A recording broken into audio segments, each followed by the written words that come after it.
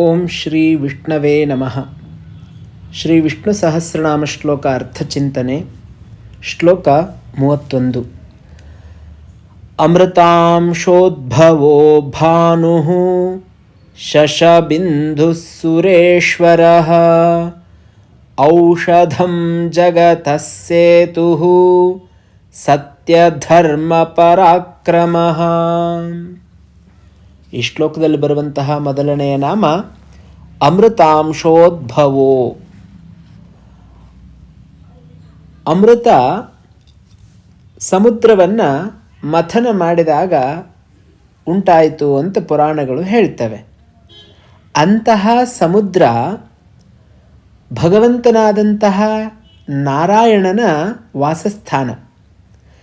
ಆ ಕ್ಷೀರಸಾಗರದಿಂದ ಅಮೃತಾಂಶುವಿನ ಅಂತಂದರೆ ಚಂದ್ರನ ಉದ್ಭವ ಅನ್ನುವಂಥದ್ದು ಆಯಿತು. ಆ ಚಂದ್ರನ ಉದ್ಭವಕ್ಕೆ ಕಾರಣರೂಪವಾದ್ದರಿಂದ ಭಗವಂತನ ಹೆಸರು ಅಮೃತಾಂಶೋದ್ಭವ ಅಂತ ಕರೆಸ್ಕೊಳ್ಳುವಂಥವನಾಗ್ತಾನೆ ಪರಮಾತ್ಮ. ಭಾನುಹು ಅಂತಂದರೆ ಬೆಳಗುವವನು ಅಂತರ್ಥ.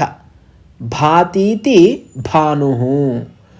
ಅಮೃತಾಂಶೋದ್ಭವ ಭಾನುಹು ಅಂತ ಎರಡು ಸೇರಿ ಒಂದು ನಾಮದ ಹಾಗೆ ಕಾಣಿಸುತ್ತೆ. ಬಿಡಿಸಿ ಹೇಳಿದಾಗ ಅಮೃತಾಂಶೋದ್ಭವ ಭಾನುಹು ಅಂತ ಎರಡು ನಾಮಗಳು ಸಿಗುತ್ತೆ. ತಮೇವ ಭಾಂತಂ ಅನುಭಾತಿ ಸರ್ವಂ ಅಂತ ಮುಂಡಕೋಪನಿಷತ್ತಿನ ಮಾತು. ಕಾಟಕೋಪನಿಷತ್ತಲ್ಲೂ ಕೂಡ ಇದೇ ರೀತಿಯಾದಂತಹ ಮಾತುಗಳು ನಮಗೆ ಸಿಗುತ್ತೆ. ಆ ಭಗವಂತನಿಂದಲೇ ಈ ಜಗತ್ತೆಲ್ಲವೂ ಬೆಳಗುತ್ತಾ ಇರುವಂಥದ್ದು, ಅವನ ಬೆಳಕಿನಿಂದಲೇ ಎಲ್ಲವೂ ಬೆಳಗುತ್ತಾ ಇರುವಂಥದ್ದು. ಹಾಗಾಗಿ ಅವನ ಹೆಸರು ಭಾನುಹು ಅಂತ ಆಗತ್ತೆ. ಮುಂದಿನ ನಾಮ ಶಶಬಿಂದುಹು ಅಂತ. ಶಶ ಇವ ಬಿಂದುಹು ಲಾಂಛನಮಸ್ಯೇತಿ ಶಶಬಿಂದುಶ್ಚಂದ್ರ. ಆ ಚಂದ್ರನಲ್ಲಿ ಶಶ ಅಂತಂದರೆ ಮೊಲ ಅಂತರ್ಥ. ಮೊಲದಂತೆ ಬಿಂದು ಅಂದರೆ ಒಂದು ಗುರುತಿರುವುದರಿಂದ ಚಂದ್ರನನ್ನು ಶಶಬಿಂದು ಅಂತ ಹೇಳ್ತೀವಿ. ಆತನ ಹಾಗೆ ಚಂದ್ರ ಹೇಗೆ ಪ್ರಜೆಗಳಿಗೆಲ್ಲ ಆನಂದವನ್ನು ಉಂಟು ಮಾಡುತ್ತಾನೋ ಹಾಗೆ ಭಗವಂತ ಎಲ್ಲರಿಗೂ ಆನಂದವನ್ನು ಉಂಟು ಮಾಡುವಂಥವನಾಗ್ತಾ ಇದ್ದಾನೆ. ಭಗವದ್ಗೀತೆಯ 15ನೇ ಅಧ್ಯಾಯ 13ನೇ ಶ್ಲೋಕದಲ್ಲಿ ಭಗವಂತ ಹೇಳ್ತಾನೆ, ಪೂಷ್ಣಾಮಿ ಚೌಷಧಿ ಸರ್ವಾ ಸೋಮೋ ಭೂತ್ವಾ ರಸಾತ್ಮಕಃ ಅಂತ. ಸೋಮ ಅಂತಂದರೆ ಚಂದ್ರ.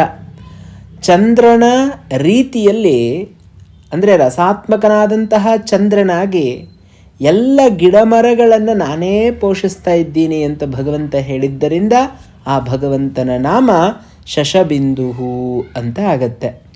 ಮುಂದಿನ ನಾಮ ಸುರೇಶ್ವರಃ. ಸುರಾಣಾಂ ದೇವಾನಾಂ ಶೋಭನಧಾತೃಣಾಂ ಚ ಈಶ್ವರಃ ಸುರೇಶ್ವರಃ. ದೇವತೆಗಳಿಗೆಲ್ಲ ಅವನು ಒಡೆಯನಾದ್ದರಿಂದ, ಸುರ ಅಂತಂದರೆ ದೇವತೆಗಳು, ಈಶ್ವರ ಅಂತಂದರೆ ಒಡೆಯ.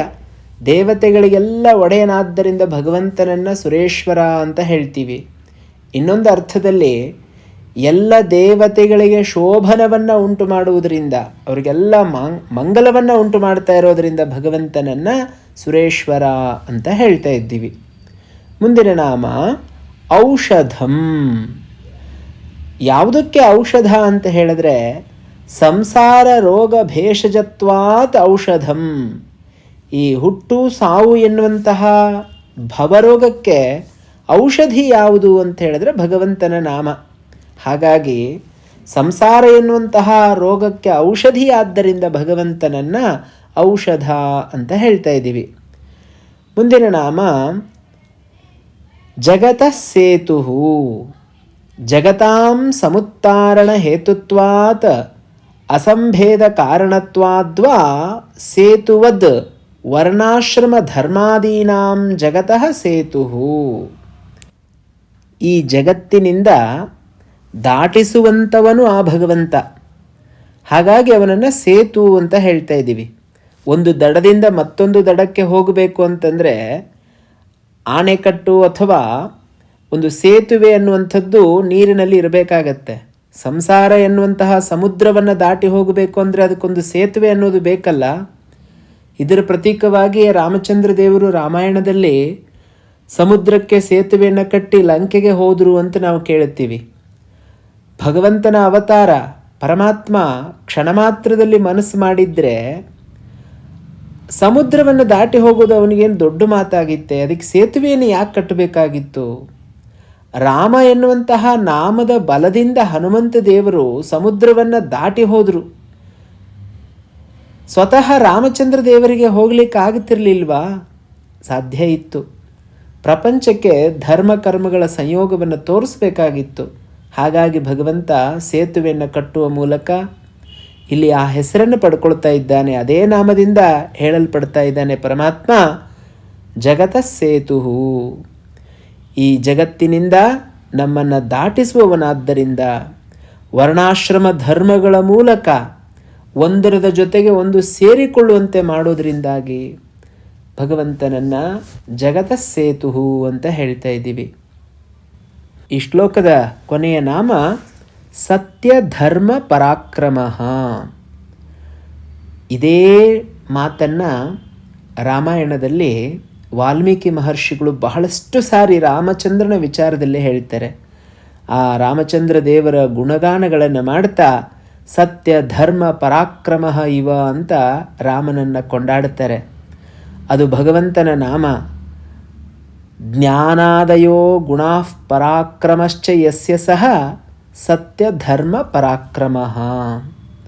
ಪರಮೇಶ್ವರ ಭಗವಂತ ಸತ್ಯವಾದಂತಹ ಅಂದರೆ ಮಾರ್ಪಡದ ಧರ್ಮಗಳು ಜ್ಞಾನಾದಿಗಳು ಈ ಪರಾಕ್ರಮ ಆ ಭಗವಂತನಲ್ಲಿರೋದ್ರಿಂದ ಬದಲಾಗದೇ ಇರುವಂತಹ ಧರ್ಮಗಳು ಅಂತಂದರೆ ಜ್ಞಾನ ಮಾರ್ಗ, ಅದೇ ಒಂದು ದೊಡ್ಡ ಪರಾಕ್ರಮ.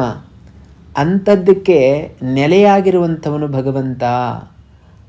ಆ ಪರಮಾತ್ಮನ ಹೆಸರು ಸತ್ಯ ಧರ್ಮ ಪರಾಕ್ರಮ ಅಂತ ಆಗತ್ತೆ. ಇದಕ್ಕೆ ಬಹಳಷ್ಟು ವಿಶೇಷವಾದಂಥ ಅರ್ಥ ನಾವು ರಾಮಾಯಣದಲ್ಲೇ ಕಂಡುಕೊಳ್ಳಬಹುದು. ನಾಳೆ ಮುಂದಿನ ಶ್ಲೋಕದ ಅರ್ಥವನ್ನು ತಿಳಿಯುವಂತಹ ಪ್ರಯತ್ನ ಮಾಡೋಣ. ಧನ್ಯವಾದಗಳು.